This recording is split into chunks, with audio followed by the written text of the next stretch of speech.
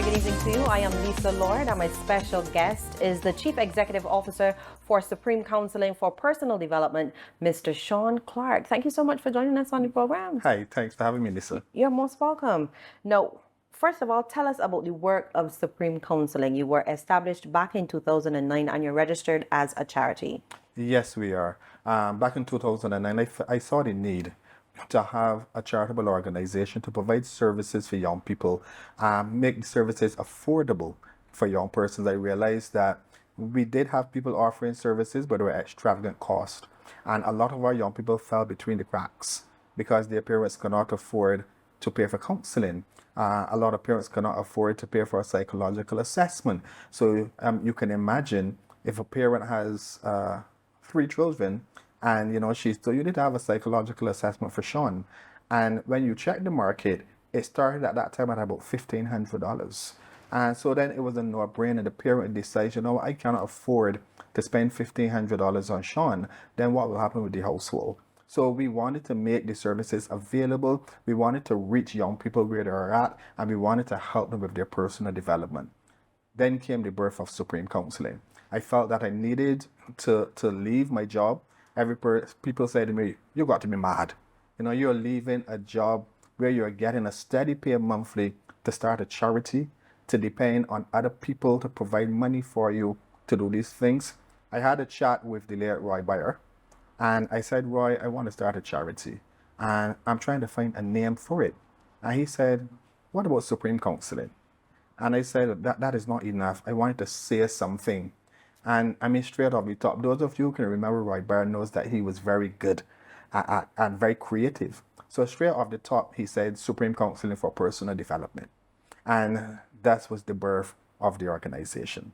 I want to look at counseling. Barbadians have a love-hate relationship with counseling because they are afraid of their business getting out somehow. Yes. So let's look at the importance of counseling and confidentiality.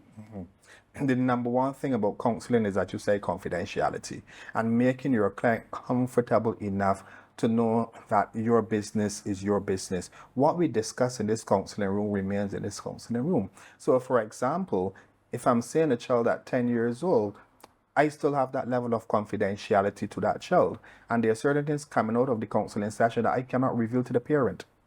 And we allow parents to know this from the beginning. Some of them are not very happy about it because, I came here to get answers.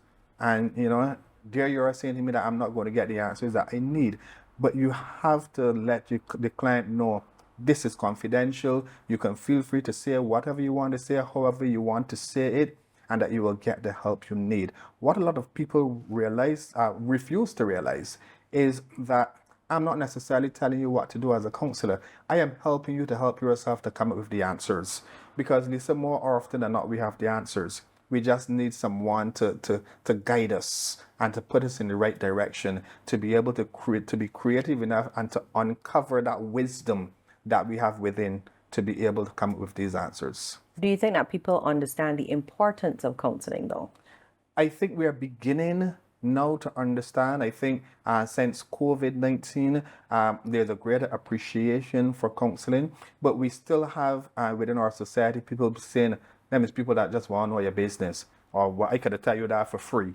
So there's still some people that don't believe or they refuse to see the importance of the counselor, but it is very, very important. It plays a very meaningful role within our society. Now, one of your main roles here is crisis intervention, and you focus a lot on bullying prevention. Let us start with what is bullying? Now, for Barbadians and for most Caribbean people, when we hear bullying, we think more of the physical. We think about the kicking, the cuffing, the shoving. We don't see things like rumors. We don't see things like name calling as bullying. So bullying is an aggressive action. It is what we say and what we do to some person who is weaker or who is perceived to be weaker than we are. It is all something that we do on purpose as well. So if I get it from here and I pass by Lisa every 2 seconds and I give you a slap around your head, that's bullying. Because one, it's a repeated behavior. Two, it is being done on purpose, and there's an imbalance of power and strength as well. So, how big of a problem is bullying in Barbados? Bullying is very big in Barbados, and it's very big in our school system. And I think the sooner we realize this, the sooner we understand the full aspect of bullying and everything that happens when it comes to bullying, the better we will be off as a society. You said it's very big, but could you give me some stats in terms of, let's say, 5 out of every 10 students, something along those lines? Did you ever do a study, carried out a survey? Unfortunately, we've not been able to do a national survey, so I cannot give you scientific evidence as it relates to the entire school population, secondary school or schools population in Barbados. I know the schools that we've surveyed before, we did see the prevalence of bullying in those schools. We are now seeing a reduction of bullying in those schools since we introduced the obvious bullying prevention program. But from being on the ground and from talking to parents and children, then we know that yes, there is a concern about bullying. And this is secondary schools and primary schools? This is secondary schools and primary schools. In terms of doing a comparison between the two, is it worse at secondary schools, worse at primary schools? Not necessarily so. At primary school, the bullying is more verbal, more name calling, children being cruel to each other, social isolation or exclusion, as we call it, when children leaving each other out of the game of play. Right. So Sean can't play with me. If he comes to play with us, I'm going to take the bat. I'm going to throw away the ball. And so we have that level of bullying at the primary school level. At the secondary school level now, we still have verbal bullying, which is the number one type of bullying across the world, not only in Barbados, but then we also have the physical bullying as well. We have the relational bullying amongst females. So I wouldn't say that it is When you say greater. relational, just expand on that. Relational bullying, for example, you have 3 females who are very good friends. 2 of these females, they stop speaking to each other. And one then is going to try to, as we say in Barbados, battle the other Yeah. to end that friendship, relational bullying. No, I'm glad that you purposely explained this because when I was going to school, all of these things were happening, but they were never labeled as bullying. Yes, and that is very true, I think, because before we saw bullying as a rite of passage. We saw it as something that will help a boy to become a man. So if you're being slapped around your head every single morning at school from all these senior students, then that is helping you to develop. That is helping you to become, an adult. So because we saw it as a rite of passage, meaning that it is something that had to happen and there was nothing wrong with it, we paid very little attention to bullying and dealing with bullying. However, in a society now, we are actually seeing the effects of bullying, the impact that bullying would have had on the society back then, unattended to. I know we are really seeing what it can do to a society. Share with us some of the examples of bullying that you would have encountered. Extortion of funds. You have students going into the canteen every afternoon and walking up to Sean and taking his money. And it gets to a point now where you no longer need to ask Sean, do you have money or give me your money? As soon as you arrive, Sean just puts his hand in his pocket, takes it out, and passes on the money. And that is big across all schools. That was the happening when I was extortion at of funds. school. Yeah. It was happening with me as well. I remember when I went in to secondary school, a guy gave me 25 cents. And he said to me, go buy a roti, a drink, a pack of salt nuts, and bring back the change. So yes, that was happening back then as well. But now, because we know better and because there's more research and there's more information out there, we know that we need to address these things. So that's the financial extortion of funds. Yes. What other The examples? physical bullying now is also there, and we would have had examples in the past of physical bullying. A young man a few years ago, he actually died as a result of physical bullying. We have young persons who have been hospitalized because of physical bullying. So it is happening now. Is it something that is publicized and to the largest extent? No, but it is happening. We have young people who are being bullied physically, and then the psychological impact that is having on our children now, who no longer want to go to school. Yes. A young man who stopped bedwetting at 10 years old, and he's 14 years old, and he started back bedwetting. And mom wants to know what happened. You get waffles, You're not drinking any more water after 8 p.m. at night. So we have seen these examples. We know of things that are happening in our society, and we know of the physical impact that is having on our young people, and we also know of the psychological impact that it is having as well. As it relates to bullying and parents being told, your child is bullying my child, are they dealing with that in the way that they should? No. And that is why training is needed across the board. With the obvious bullying prevention program, the program, that I'm qualified, that I'm certified and to train for, to work with, we train the entire staff at the school, not just the teaching staff, but we train the non-teaching staff as well. And we also train the parents and teach them the correct way of addressing bullying, of dealing with bullying. So that, for example, if I come here and I say, Ma'am, David is bullying me, don't go and say, David Sean told me that you're bullying him. No, it was observed. It was brought to our attention. Some person saw you bullying Sean, because we have to protect Sean at all costs. Even in terms of the parents going to the schools then to make a complaint, you're not going in this bombastic kind of way. We're not going all aggressive and so on. We're going very quietly and we're addressing the situation. Now, another mistake that we make at the schools is when you bring the parent of the bully or the person exhibiting the bullying behaviors, because we've also been changing the language that it relates to bullying, and you bring the victim, or what we call the target, together. No, that's not advisable at all. You see the parents separately. You see the person exhibiting the bullying behaviors and the target separately as well. But isn't it a good thing for people to just talk things out? That is one of the mistakes that we make as well with bullying. Bullying is not conflict. So you cannot use a conflict resolution approach. Conflict is an exchange of power between two persons. So you have the power, I have the power. You have the power, and it's back and forth. Bullying is when one person holds on to all of the power. So we cannot treat it as if it is peer mediation, or we cannot treat it as if it's conflict resolution. We cannot say, come into the office, say sorry, hug each other, shake hands, go. That's not how we address bullying. Now, you work very closely with the Ministry of Education. Yes. And recently you staged a very successful walkthrough, an anti-bullying walk through the streets of Bridgetown. Just under 1,000 students. That's a massive turnout. Yes. What was the feedback? Tremendous, fantastic. We actually have other schools calling and asking, why were we not involved? Why were we not invited? We've been getting calls from parents now saying, my child is being bullied. What can I do? I went to the school. I'm not getting any satisfaction. So we are now seeing, parents, it's now coming out of the woodwork. It is as if parents now know, there's an organization that we can call. So the march was not only successful in terms of us getting our message out there, but that public awareness that is needed.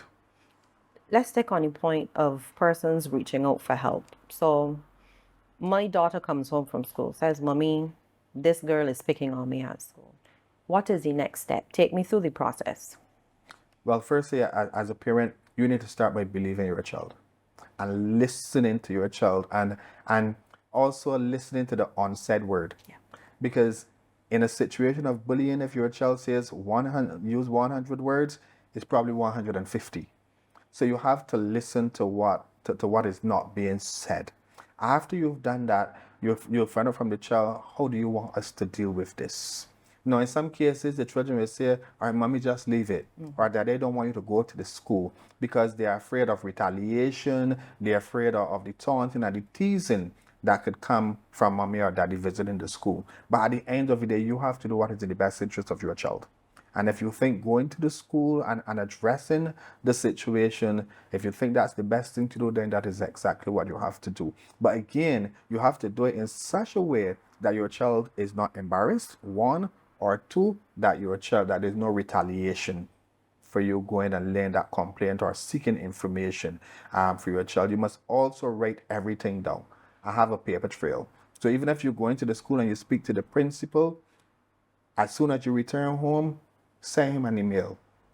coming out of today's meeting, XYZ, because you must always have that level of evidence in the event that you need to take it further than the school. All right, let's say I don't feel comfortable dealing with this situation. I reach out to your team here. How do you get involved? Do you act as a mediator? Do you then call the school and get involved? Yes, we've done that. We call the schools, we speak to guidance counselors, we request a meeting to go to the school on behalf of the child, but we also offer the intervention here as well for the child, and not just for the target of bullying, but we offer the counseling intervention for the person exhibiting the bullying behavior as well, and we offer the intervention to the bystanders. And the bystander is that person who is observing what is happening. You don't have a direct involvement. So in a classroom of 30 students, you may have one bully, one victim, and 28 bystanders. When you do your analysis, what is the major reason for children becoming bullies? Some of those students, some of those young people would have been victims themselves before, being bullied at home, and can't hit back mommy, can't hit back daddy. They will start with going in the yard and kicking the dog. But then they realize, I'm not getting the satisfaction out of that. And so that is one cause. Then there's jealousy as well. I am jealous of you because your parent is able to provide all of these nice things for you. At every PTA meeting, at every form level meeting, at every activity, your parent is always there. And I cannot get my parent to attend. So it can come out of jealousy, and it can also come out of financial situations, whereas your parent can provide all of these fantastic things for you. And here I am, I cannot even get a pair of shoes to wear to school.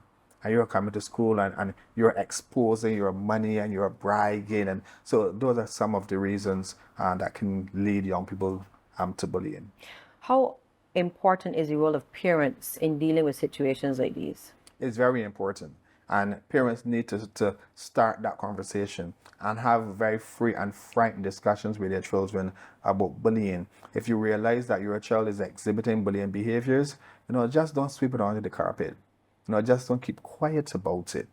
Do something about it. Seek the professional help that is needed from very, very early, so that you can help that child to correct the behaviors. I think oftentimes our parents remain quiet. Oftentimes our parents give the children the wrong advice. Or when you go to school tomorrow, he interferes, you jerking in his eyes with your pencil.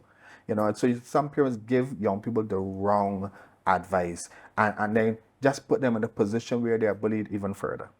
And in fairness, some parents need guidance as well, because we have a situation now where the Barbados Union of Teachers has reported that parents are threatening teachers. So we need assistance all around. I came across an article from you, I think it was from last year or the year in front, either 2022, 2021, where you said that Barbados is sick. Yes, and I still believe that it is. I think we are doing a lot of work in terms of trying to correct the economy and things of that nature. I am not quite sure that we are doing all we can do to correct the societal ills that we face. And if we don't do something very, very quickly. I know the government have been putting initiatives in place, and some of the initiatives have been working. Minister Lane, I think that was a fantastic move by our Prime Minister, but there's more that needs to be done. I think the government now needs to partner with private sectors, with the private sector needs to partner with NGOs, with organizations such as Supreme Counselling, because we are on the ground. We are out here. We are living this thing. We are going into homes and we're hearing about these things, and we are coming up with the solutions. So I think there's a greater role that NGOs and non-governmental organizations can play to help to correct the problems that we have in this country. Well, government is working with you because you are working with the Ministry of Education, as I pointed out earlier. Yes. And you would have recently submitted some draft protocols for managing bullying to the Education Ministry for their review and consideration. Can you share any of those recommendations? Well, it's a holistic document in that this information for the principals, how the principals can handle bullying in the schools, the things that they can do to address bullying, things that the children themselves need to do when it comes to reporting bullying, things that the parents can do as well, their role in the whole bullying scenario, probably how you go to the school, how you speak to the teachers, how you investigate. So it's a comprehensive document. And I'm really, really hoping that the ministry will look at it favorably and then it can be unrolled as the protocol to govern bullying in all schools in Barbados. I want you to go into a little more detail for me in terms of the guidance being given to the principals, the teachers, the parents. How do you go forward? That's what I'm trying to get at. Okay, so I have to try to remember what is in the document. I worked on the document for about 2 years. Uh, in terms of the students, let's start with the students. We are teaching them how to be able to go to a teacher to say I've been bullied, or how to be able to go to a teacher and say Sean is bullying Ricky. The information to the teachers, what do you do when you get that information? How do you treat that information?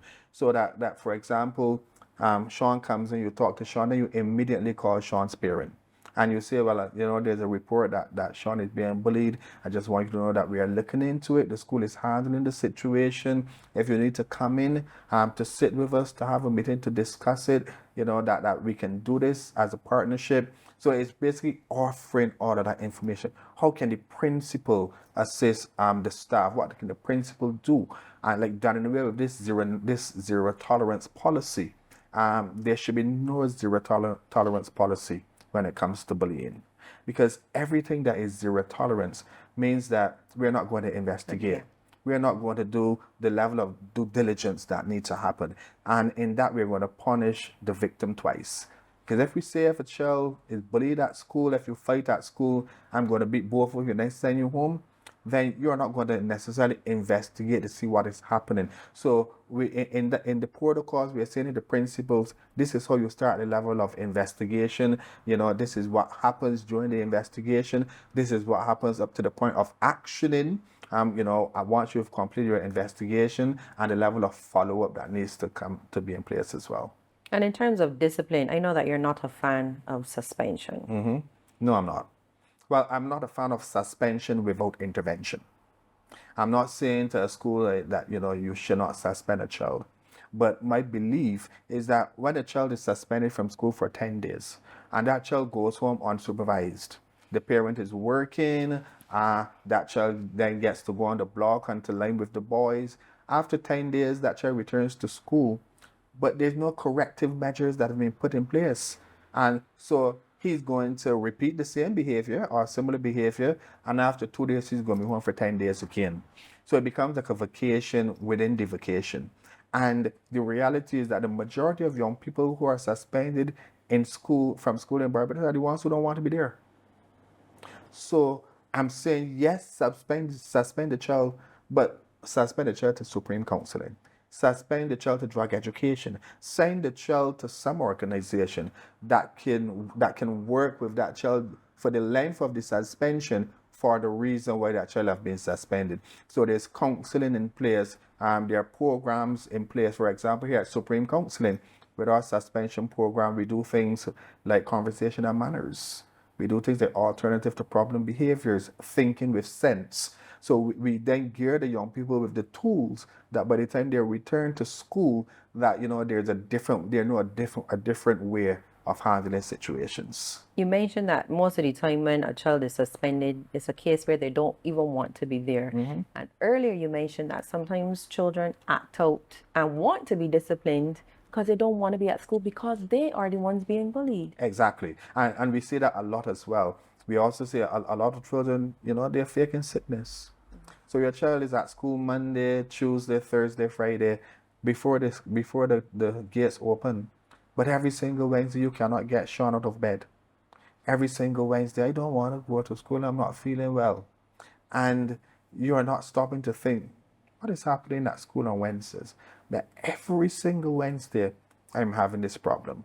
And then there are some young people who play truant as well. They dress, they leave home with mom or with dad. And then, as soon as mom or dad disappears, they return home. And they stay home then for the rest of the day. And you believe, well, the child playing truant, the child is getting delinquent, the child, But oftentimes that child refuses to go to school because this is the day that I'm going to see the bully.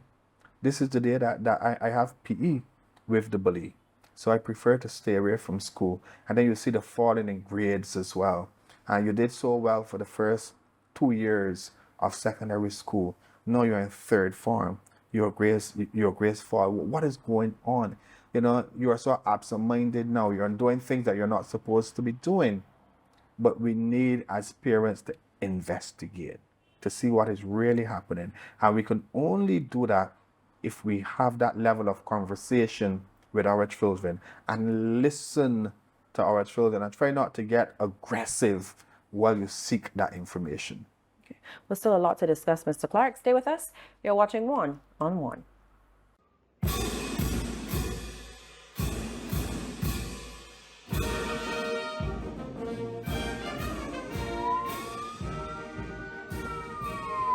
The Barbados Police Service is a dynamic organization which caters to the needs of all residents by providing excellent customer service within our communities. We are excited to inform you that we are recruiting new members to our ranks and welcome your participation. We are building the Barbados Police Service within our communities. Are you smart, skillful, motivated, ambitious, reliable, and talented? Smart to fulfill your life's dream. Smart to chart career opportunities. Smart to make a difference. Smart to pursue economic sustainability. Smart to enable change.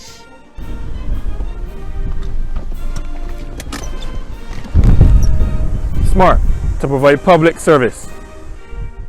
I say to you today, if you have a love for people, if you enjoy nurturing your communities and taking care of persons, then definitely the Barbados Police Service, of which I am a proud member, is the place for you. So I encourage you, lend us a hand, join us now to help keep Barbados safe.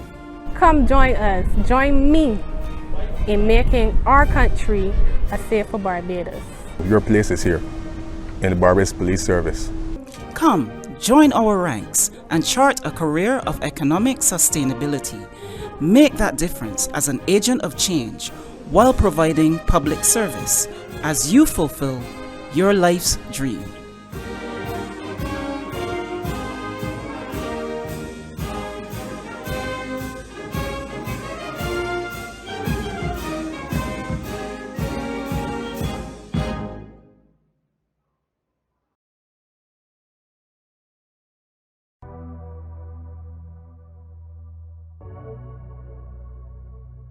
When does a mental health issue become a problem? When should you reach out for help? I'm Krisnan Hurdle, clinical psychologist and certified life coach. Mental health issues interrupt a person's daily functions. An issue becomes a disorder when a person isn't able to carry out their everyday activities like household duties, personal upkeep and hygiene, or interferes with their ability to function socially, to interact with others inside the household, or interferes with their ability to function on the job or carry out other activities. If a person finds themselves needing to self-isolate, losing touch with reality, or having an impaired ability to think, reason, or function, and if this occurs over a period of days, weeks, or months, then it is time that they reach out for help.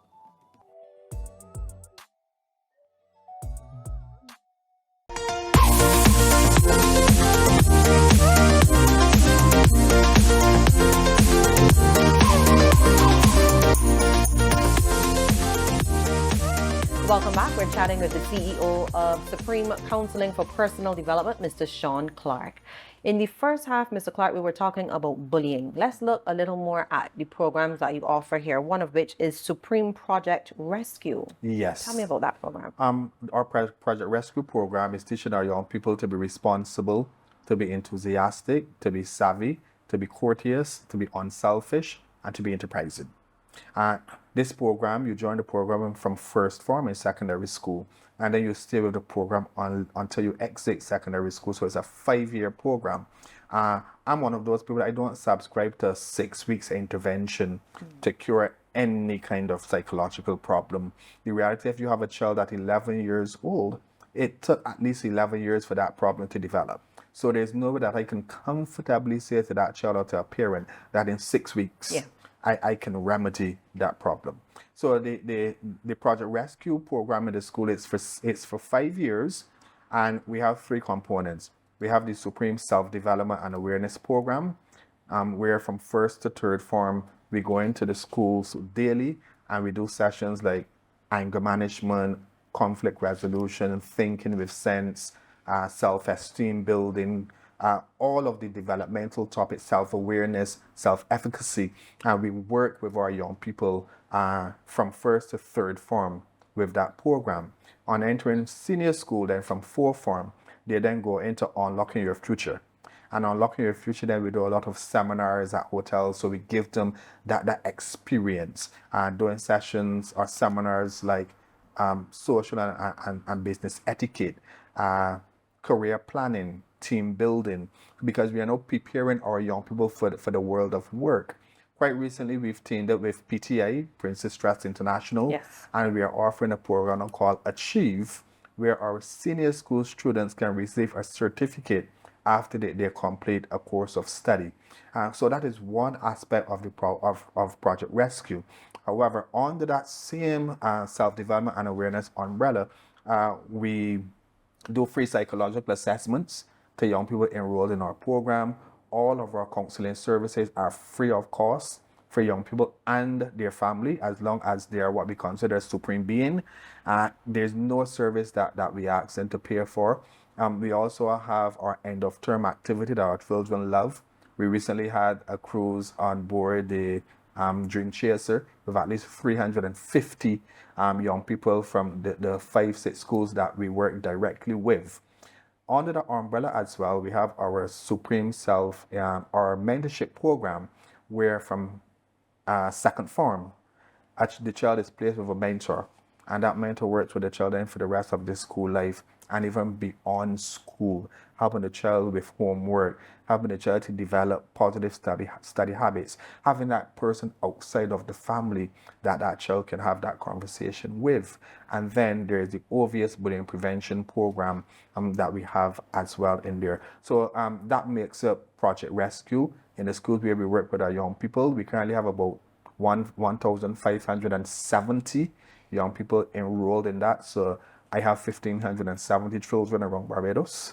I love them all. I treat them all as if they are my children. And any promises that I make to them, I fulfill my promise, because I say to them, when Sir promise you something, he always delivers. So when you promise Sir that you're going to behave, Sir expects you to deliver as well. You have the Reach One, Save One initiative. The Reach One, Save One initiative, and now we've put all of our services under that umbrella. So you have Project Rescue, which looks at the school. Then we have FIT, which is Families in Therapy, and that deals with the home. I realize that oftentimes the parent will bring a child into Supreme Counseling to get that intervention. The parent will sit in the waiting room while the child goes in with the psychologist for 45 minutes to an hour, and then leave. And I say, there's something wrong with this picture. So I started FIT, Families in Therapy, and with FIT, when the child is in counseling room A with his or her psychologist, the parent is in counseling room B with his or her or their psychologist as well. So they're being counseled simultaneously. And then at some time during the intervention, we bring them together for family counseling. And we find that have been working extremely well for us. We are seeing a lot of families now being able to talk with each other, being able to communicate. And then there is CAP, which is our Community Assistance Program. With CAP, we've decentralized the services that we offer at Supreme Counseling. So on Saturday mornings, we go into various communities and we offer the same thinking with sense, anger management, conflict resolution to young people within the community. So with the Reach One, Save One project, we are looking at Barbados in a holistic view. We are looking at school, home, family, community. In terms of the clients that you have coming to Supreme Counseling, what age group are we talking about? We have clients from as young as 4 years old up until about 21 years old. And 21 because we cut off at 21. We try not to see adults unless they are directly related to any of our clients. We really want to service the youth market, so 4 to 21 years old. I know you saw my expression just now. I did. 4. 4. I need some context for a 4-year-old coming to you. We have some 4-year-olds that are already developing behavioral problems. We have some 4-year-olds, for example, that when we do our psychological assessments, they're testing with ADHD or ADD and so on. So we need to start an intervention from early. We have some parents who they come in here with children at 6 years old and say, I cannot control him, I cannot control her, I cannot say anything in his presence. So yes, Lisa, we do have children from that early in counseling. No, I had a conversation with the head of Parados, I think it was last year, and she did say to me that parents are struggling. What has happened to our parents now? You sometimes have a parent with one child that cannot get that child managed. You had parents with 13 children that had all of them, as they say, in order. What is happening with our parents? I think back then with the 13 children, we had the extended family. That is also true. Yes. And the community, it took the community to raise a child. So the community was involved in raising those 13 children. Nowadays, it's guard walls. And you don't know your neighbor unless, some person calls out the license plate number, or he lives down the gap. So it's more private now. And, we have this thing now about it is not my business. Oh, yeah. So we're keeping to ourselves. And parents now are refusing to cry out for help. Parents now are refusing to say, I can no longer handle this. We also have a situation where they will see behaviors developing from the time the child is 1, 2, 3 years old. And they allow people to say, oh, don't worry about that, he can grow to that. Or she's going to grow to that. And then every year you continue to hear he's going to grow to that, she's going to grow to that. In addition to that, we have a situation where some parents, especially in single parent households, they don't have to try to balance 2 and 3 jobs to make ends meet. So they're looking after the financial aspect of the household, looking after paying the bills, putting food on the table, and so on and so forth. But they're absent from performing the real role, I think, of a parent. Do you find a lot of children with depression? Yes. We're finding a lot of our young people who are depressed, especially since COVID-19. A lot of young people are depressed from varying things. For example, we had a young man who came in and he was depressed because his pet fish died. And the parent cannot understand why. But why is he getting on? So it's just a fish. But for that young man, it was not just a fish. Yeah. When you were out working or on the telephone or not paying me any mind, this fish kept my company. This fish was my best friend. So here it is, I've lost my best friend. And you are not even taking the time to understand why I'm feeling the way that I'm feeling. And oftentimes parents will say to you, but I should be the one depressed. He ain't got paying the bills. He ain't got buying the food. He's too happy. We've all heard that. Yes. I think we've all heard that. He's too happy. But our young people, I will put it to Barbados, that young people in 2023 in Barbados, they have a lot more to be depressed about than young people in 1981 or 82. There's so many things happening now and so many other distractions that yes, we need to keep a grip on it. And when a young person is acting strange, for example, he's an outgoing person. He comes home, he goes outside and he plays football with the boys. He plays road tennis. But now all of a sudden Sean is coming home and he's just going straight to his bedroom, closing the door. He's not coming out.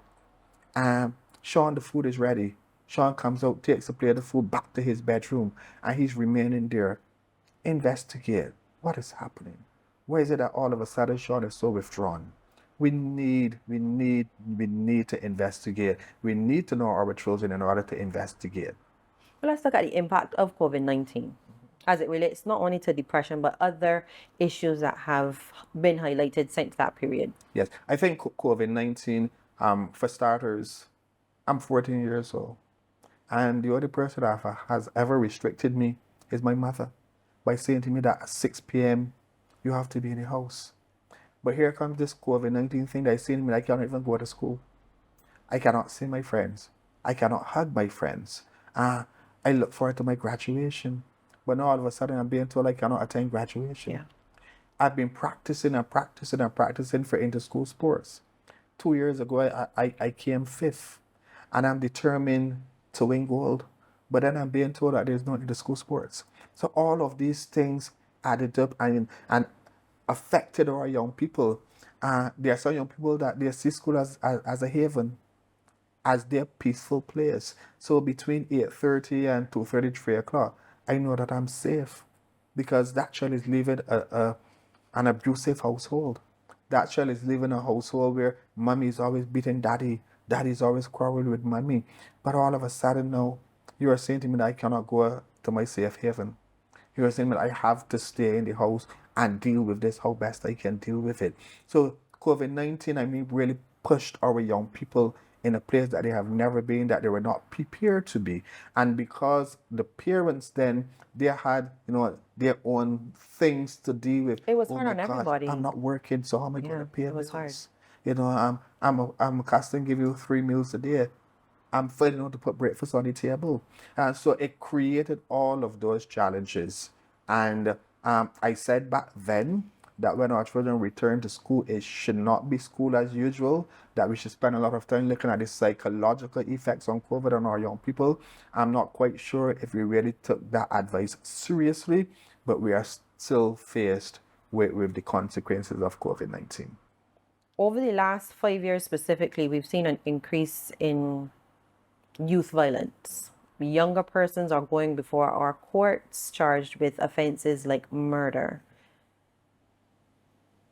Is it a situation where younger people have become more violent?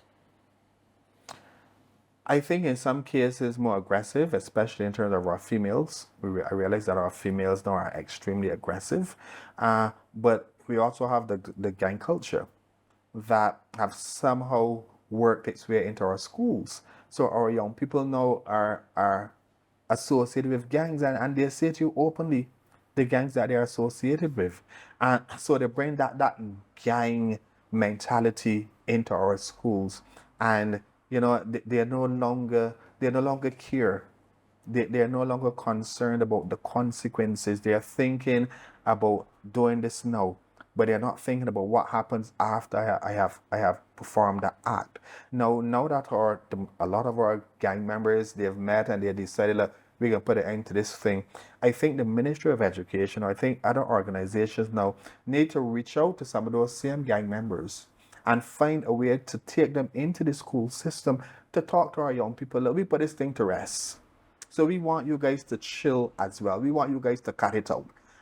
Because I think it isn't that our young people are doing this thing on their own, but because they are associated with gangs and they have this mentality now that I don't care what happened to me, I can get you. They don't fear authority. They don't fear like authority before. anymore. I was scared of teachers when I was going to school. You have young people that are not even afraid of police officers. Yes.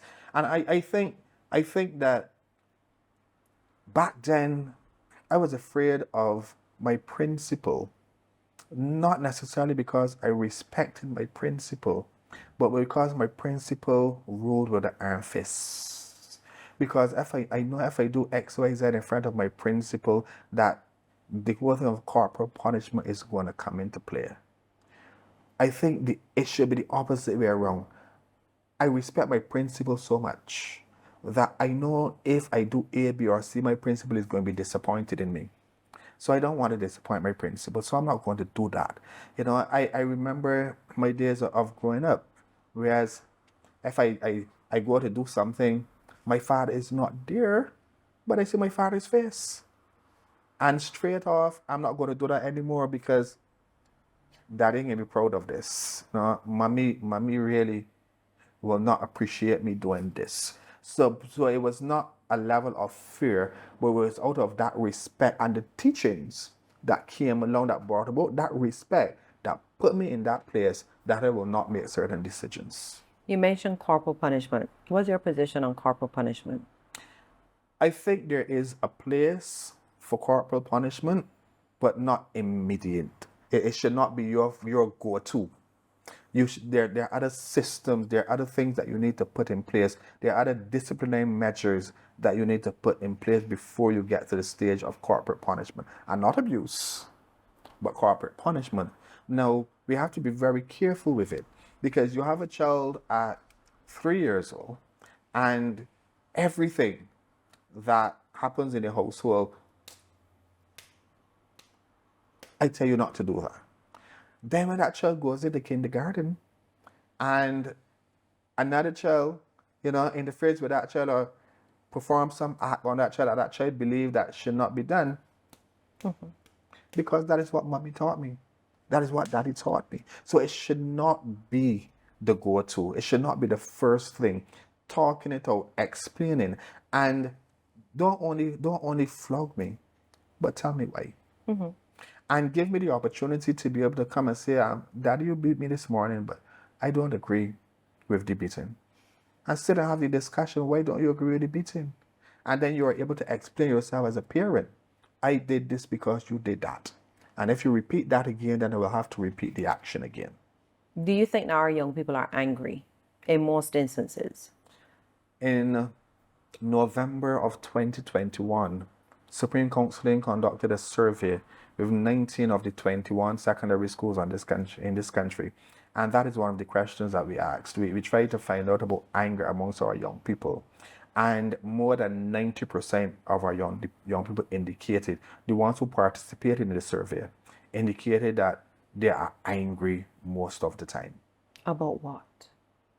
About everything. They go from 1 to 100 very, very quick. And it is not always that they are angry, but the unfortunate reality is that anger is the easiest emotion to display. So if I'm sad, I'm not going to show that I'm sad. It comes out in anger. As parents, we do it as well. Yes. If we get home and we're extremely tired and Sean knocks on it, what do you want now? We are not angry. We are tired. But it comes out. It manifests as anger. So oftentimes when we have young people coming in here and we say, oh, he's so angry, or she's so angry. By the time we investigate and we go on the inside and we pull out, we realize, you know what? This child is depressed. This child is sad. This child is anxious. This is not angry.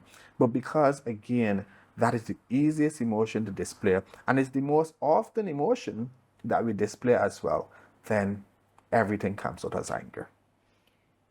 In dealing with children that are depressed or sad or angry and coming out of the COVID-19 pandemic, would you say that you saw a lot of instances of self-harm? Yes, and even before COVID, children self-harm because sometimes they do it as a way to get away from pain.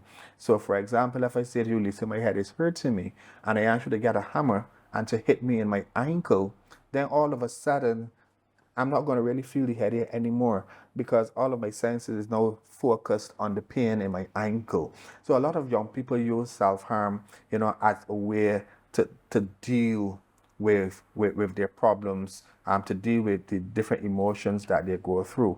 And they're being very creative with it. Before, our young people will do things that you can see, probably their hand, raise the marks, taking a cigarette and that kind of stuff.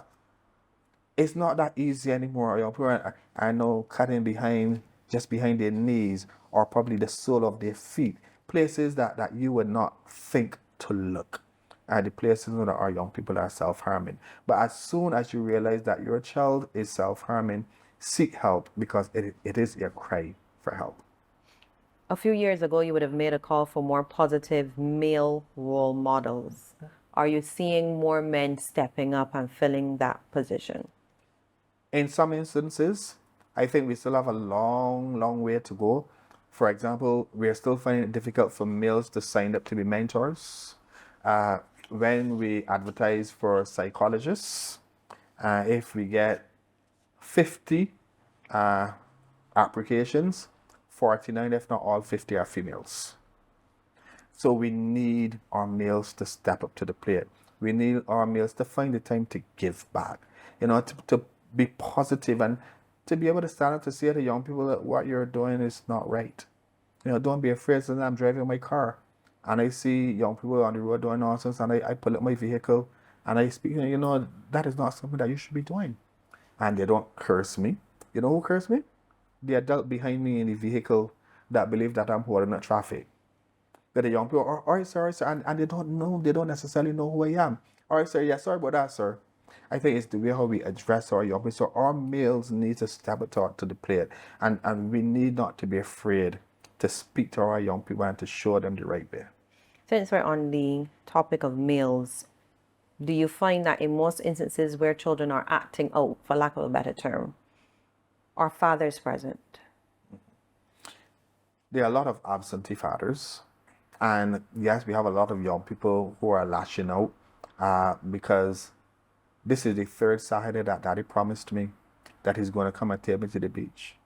This is the third Saturday that I've been sitting on the step. I know Daddy.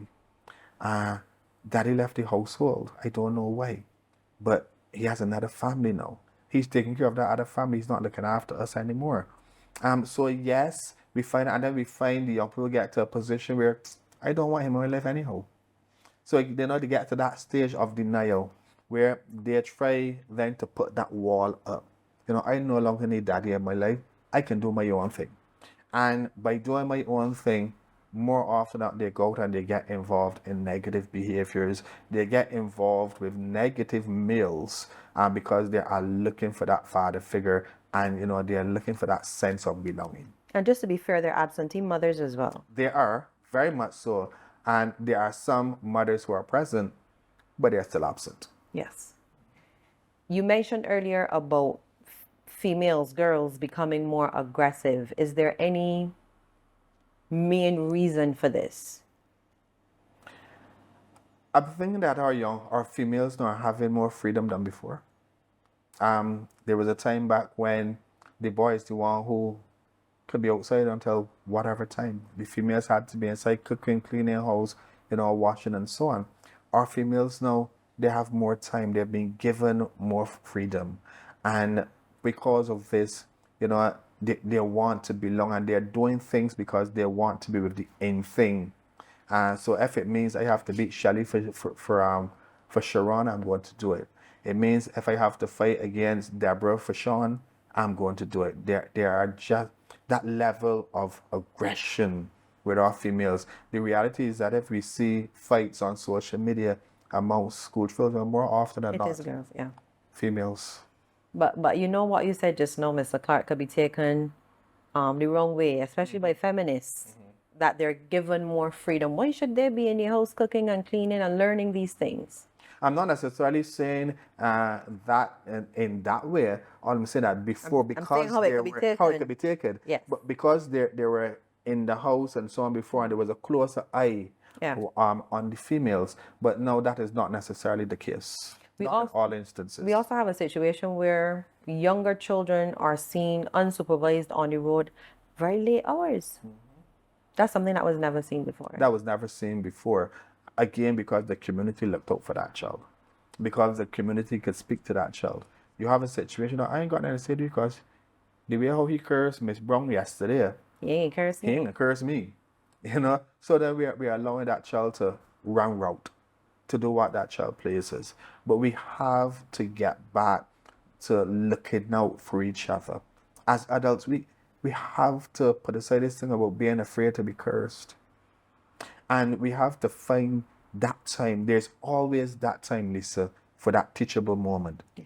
There's always that time when the bad boy got a little downtime that you could call him aside and whisper something in his ears and start a conversation with him and get through to him. But we just have to wait for that time. And when that time presents itself, we have to be able to take the opportunity.